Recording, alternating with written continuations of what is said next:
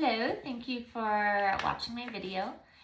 One of the first things I wanted to talk about was how almost laughable it is when I see in the headlines about school districts banning the teaching of critical race theory.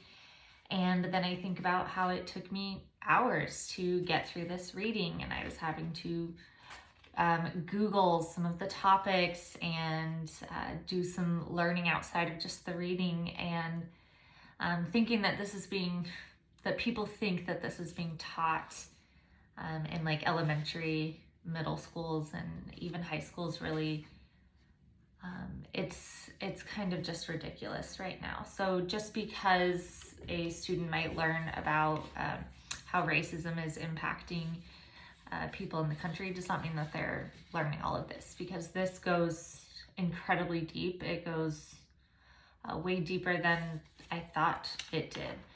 I also want to acknowledge that the module was organized really beautifully. So I came from watching the film and learning about redlining and how GI Bills were used differently for white people, white soldiers and black soldiers, and learning just about how property really affects generational wealth and all of that stuff. And of course, this article by Gloria Ladson Billings and William F. Tate IV goes into that a lot. And I really hadn't thought about how much property impacts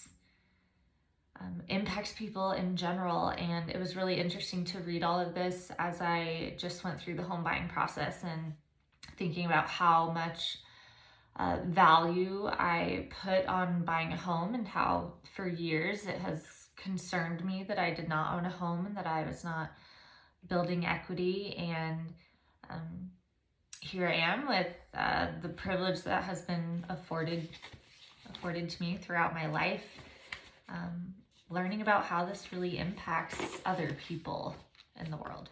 Hello, thank you for watching my video. I just first wanted to acknowledge how almost laughable it is when I read in the headlines about school districts banning the teaching of critical race theory, and thinking about how it took me hours to get through this article, and how much, Googling I had to do to just dissect some of these different concepts, and how I, someone who's college educated, I consider myself somewhat intelligent, still struggle to understand this content. And it's not being taught to children. Children are not going to be learning this. Like, just because somebody is learning about how racism impacts people and impacts the world does not mean that they're really diving into critical race theory, because this is far deeper than I expected it to be. And just the discussions on property, I feel like I've just learned a lot in this module. And it was organized really, really well, because that video that we watched, that film, was fascinating. Almost everything in it was new information to me, other than just kind of how redlining came to be. But looking at how property impacts generational wealth, and how deeply entwined property is with success in America, and how deeply entwined property is with whiteness. And as somebody that just bought a home, and thinking about over the past couple of years how much I've been stressing over how I didn't own a home and I didn't have property and I wasn't building equity.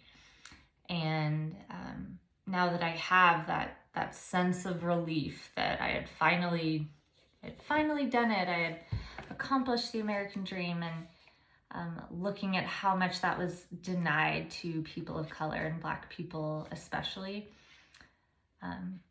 I'm not saying it negates my accomplishment necessarily, but it really puts it into perspective, my privilege, and thinking about how that privilege was not afforded to people of color throughout history.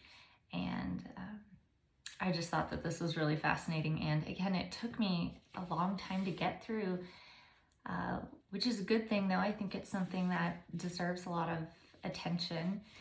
But this is not being taught to children. So I just kept every once in a while, and I was like, what did I just read? And then I'm like, oh goodness, a 10-year-old is not going to be learning this. So I just thought that that was interesting, and I'm going to dive into the content a little bit more. So something I really liked about this article was that it acknowledged that class and gender absolutely have impacts on one's experience and education, but that those two things on their own are not enough to really explain the inequities that we see in our schools. So as a woman, I know that my experiences have definitely, brought up some issues in school, and I know that there has been oppression within my life, but I am a white woman, and when I think about how my Black female peers experienced our educational system, I know that it was different. Us both being females, that doesn't mean that everything was going to be the same for us. So I liked what they said here. I'm going to read a couple little chunks. So class and gender-based explanations are not powerful enough to explain all of the differences or variances in school experience and performance. Although both class and gender can and do intersect race, as standalone variables, they do not explain all of the educational achievement differences apparent between whites and students of color. I really also I thought that it was very poignant when they said, we are less clear as to which factor, race or class, is causal when talking about the lower levels of minority students in the school's sorting systems. But they ended with perhaps the larger question of the impact of race on social class is the more relevant one. Space limitations do not permit us to answer that question.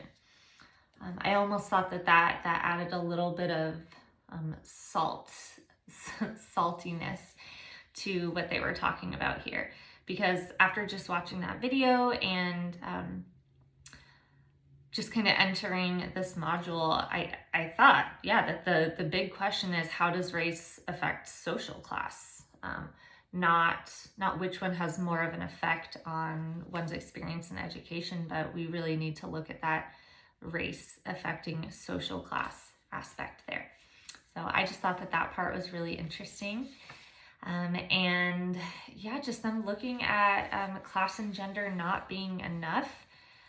I think that that's something that people really need to wake up to, because we see in this article mentioned white Marxists kind of not talking necessarily about the experiences of minorities in capitalism.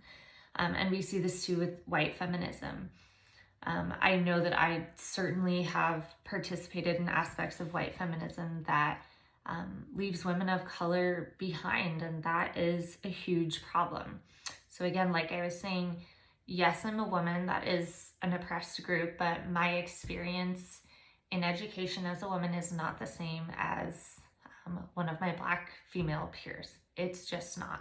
And that has to be acknowledged. That has to be a fact. That has to be something that people are not uncomfortable talking about. And it's not even something that I necessarily need to feel guilt about, but I need to do work to make sure that inequality is not as heavy as it was when I was going to school.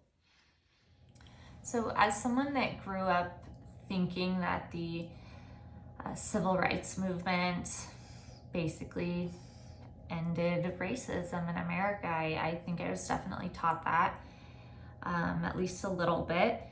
Obviously, I know that that's not true, but I really thought it was interesting how this article goes and looks at some of the legislation and the civil rights laws that were well-intentioned, and probably the average white American can look back and cite those laws and say, see, now it's fair. The playing field has been leveled. when in reality that's not what happened. So when looking at Brown versus the Board of Education, that desegregated schools, but reading the statistic that schools are now more segregated than they ever were before. So African Americans represent 12% of the population in the United States of America, but they make up a majority of the population of urban, really large school districts in the country. So I think it was 21 of the 22 largest urban school districts. A majority of the population is made of Black students, and that's incredibly jarring to think about that, and to kind of think that we have that white Americans at least have tricked themselves into thinking that everything is fair now, and we're not looking at the current data, and we're not looking at what led to these inequities in the first place. So after having watched that film and learning so much about white flight, which I really used to think that white flight was just purely racism driven, and that white people didn't want to be around Black people, but it was so heavily economic. I never really understood that people would say, my property value is going to go down. Even if a person technically didn't have a racist bone in their body, let's say that white person in America even exists, which they don't. Still, if you knew that your property value was about to decrease, and things that you had worked for could get taken away, basically, and that your family would not have access to things that you have earned throughout your life, would you leave, and would you sell your home? I don't know if I could say that I wouldn't, because that's just a really powerful thing to think about, losing everything. And just learning a lot about white flight, that was something that really, really got me today. So white flight is a huge cause of further segregation, even though it was an attempt at desegregation. And I just thought that was really fascinating. And how that ultimately ended up impacting schools, and that is still around today. And I don't personally have a solution to that, but I think that acknowledging how that is fitting into our society today is really, really crucial. So I think my biggest takeaway from this first half of this critical race theory module is how much more closely we need to look at how whiteness is valued as like a high property, and that the government's job, especially when it was originally founded, is to protect people's property. So when the Constitution was first written, Black people were viewed as the property of white people. I say viewed, but they were legally the property of white people at that time. So when I think about the protections that have been afforded to white Americans over Black Americans, it's just glaringly obvious why these inequities exist. When we look at why so many school districts, like places in Texas, don't want to talk about racism in schools. They don't want white children to have to learn about racism, not considering that Black children learn about racism when they're still in the womb, when their mother is receiving medical care in the hospital, during childbirth, and every moment of the rest of their lives. They are learning about that, whether it's explicit or implicit, but we're valuing protecting the experiences of the white children. And that's just something that I was thinking about as I was reading this. It's the job of the United States government to protect our property. That's in this article, it says the purpose of the government was to protect the main object of society, property. The slave status of most African Americans resulted in their being objectified as property, and a government constructed to protect the rights of property owners lacked the incentive to secure human rights for the African American. So this hundreds of years ago, and it's still happening incredibly strongly today. So that was just really thought-provoking. I think I've seen a lot on Instagram. There was like some tweet from a news source that asked how early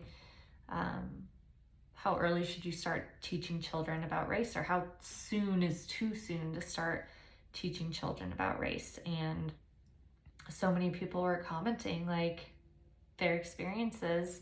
It was people of color commenting about their experiences with racism as small children. And again, we're centering the perspectives of white children over the perspectives and experiences of children of color. And that's just so incredibly sad to me.